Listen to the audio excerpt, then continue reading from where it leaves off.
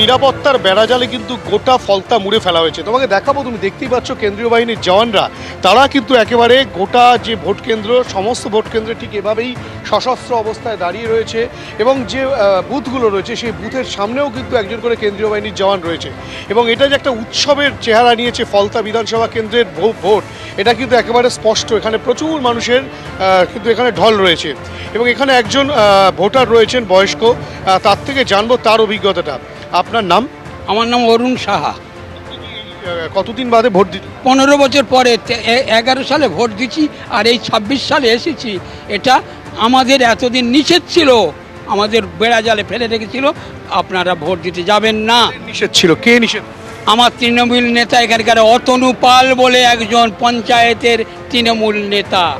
জাহাঙ্গীর খানের লোক? হ্যাঁ, 100 বার, তারাই তো জাহাঙ্গীর খানের লোক।